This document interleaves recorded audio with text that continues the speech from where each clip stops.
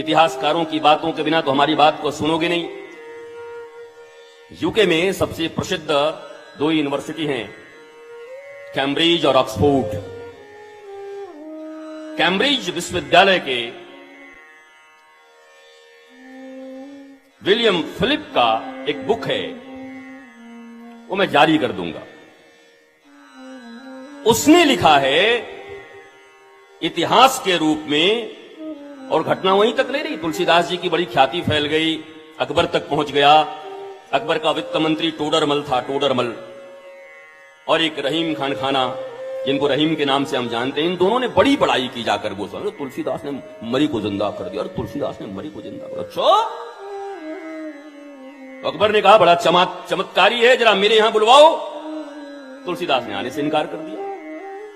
कभी हम कोई चमत्कारी नहीं है, हम तो राम नाम के जापक हैं, पूजक हैं, और राम नाम का जप हमने किया, उसका परिणाम क्या हुआ वो मैं नहीं जानता। अकबर तो अकबर, उसने बुलवाया। बुलवाकर कहा या तो भरे दरबार में कोई चमत्कार दिखाओ, नहीं तो जेल जाने के लिए तैयार रहो। तुलसीदास ने कहा हम तो ऑलवेज रेडी हैं, भेज दे। तुलसीदास को कारागार में डाल दिया गया। 40 दिनों तक कारागार में रखे गए। उन 40 दिनों में तुलसीदास ने हनुमान जी के ऊपर ये 40 दोहे लिखे। यहीं से इस हनुमान चालीसा का प्राकट्य हुआ, ये इतिहास कहता है। ये कैम्ब्रिज ऑक्सफोर्ड कहते हैं। और तो और आपके यूएसए में जो सबसे बड़ा यूनिवर्सिटी है, वो भी, उसका इतिहास भी। क्योंकि मैं कितना भी कहूं कि बाबा चित्रगुणी ने कहा है, बाबा इन्होंने कहा है, बाबा जी ने कहा है, हमारे महाराज ने कहा है, संत ने कहा है, तुकाराम ने कहा है, कोई नहीं मानेगा। अरे ये बाबा लोग आपस में लिखते रहते हैं एक दूसरे की बड़ाई। कोई विदेशी मान्यता है क्या? तो विदेशी मान्यता यही है। जिस ऑक्सफोर्ड और जिस कैम्ब्रिज में जाने के लिए तुम इतने परेशान रहते हो, ये वहां का हिस्ट्री है। और वहां ऐसी कोई चीज नहीं लिखी जाती, प्रामाणिक होती है, और वो भी हिंदुओं के विषय में, वो भी सनातन शास्त्र के विषय में। इसलिए प्रामाणिक ग्रंथ है। कहते हैं 40 दिनों तक इन्होंने लिखा, और 40वें दिन फतेहपुर सीकरी में ये जॉन फिलिप पूरा लिखा हुआ है।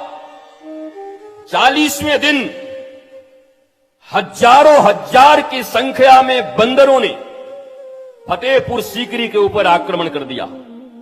और ऐसा आक्रमण कि अकबर को भी एक कमरे में बंद कर किया गया कि कहीं इसके खिड़की और दरवाजे को न तोड़ दे। बड़ा उधम, बड़ा उत्पात, तलवार लेके दौड़ते थे। अरे बानर को तलवार से पकड़ोगे? यहां उछाल मारे, वहां उछाल मारे, चारों तरफ हाहाकार मच गया। एक मुस्लिम धर्म गुरु था, उसने अकबर को कहा लगता है तुम्हारा अपराध बन पड़ा है किसी के प्रति। हाफिज कहते हैं उसको। हम तो सिर्फ सईद हाफिज को जानते हैं, उसकी बदमाशी को, लेकिन उसको हाफिज कहते हैं जो उनके विषय में पढ़ाते हैं। उन्होंने कहा कुछ गड़बड़ी हुई है। कहा हां, मैंने एक संत को बंद कर दिया है चमत्कार दिखाने के लिए। बोला छोड़। और जब तुलसीदास जी को छोड़ा गया, और उसी समय हनुमान जी के जो उत्पात थे वहां पर, सूक्ष्म रूप धरी सियहि दिखावा, अब विकट रूप धरी लंक जरावा। सूक्ष्म रूप धरी सियहि दिखावा, विकट रूप धरी लंक जरावा। लंका का भी बड़ा सीधा अर्थ है। अहंकार के राज्य के शासक को लंका कहते हैं। अहंकार का राज्य है, उसके शासक को रावण, जिसकी पूरी सत्ता अहंकार के इर्द गिर्द ही बैठी रहती, उसी को लंका कहते हैं। जिसके जीवन में शंका ही शंका है, समझो वही लंका में है। जिसके जीवन में विश्वास है, वही वृंदावन में है।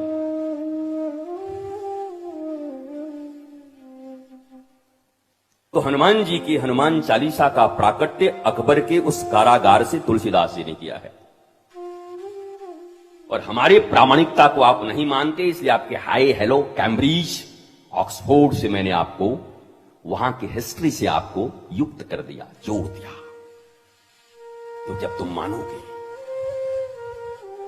तुम हमारी बात न मानोगे, सूरदास की बात न मानोगे, तुलसीदास की बात न मानोगे, लेकिन किसी कैम्ब्रिज और ऑक्सफोर्ड का विलियम फिलिप हो तो तुम्हारा तो गुलाम मानसिकता है, मानोगे? क्यों नहीं मानोगे? ऑथेंटिसिटी तो तुम उसी को मानोगे। तुम अपने प्रामाणिक ग्रंथों को थोड़ी मानोगे, अपने संतों को थोड़ी मानोगे, अपने माता पिता को थोड़ी मानोगे।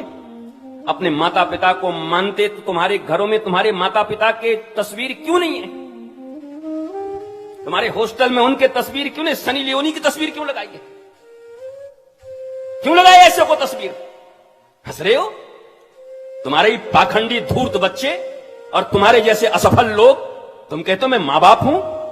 बेशर्मी की पराकाष्ठा है भारत की कि जहां तुम मां बाप हो, मदालसा जैसी मां जो अपने बच्चों को आत्मज्ञानी बना देती है, ध्रुव की मां सुनीति जिसने अपने बच्चे के अपमान के बाद जिंदाबाद मुर्दाबाद नहीं किया, बल्कि अपने बच्चों को गुरु के पास भेजकर मधुबन में ऐसी जाकर के प्रार्थना और तपस्या करवाई कि हरि को भाग के आना पड़ा।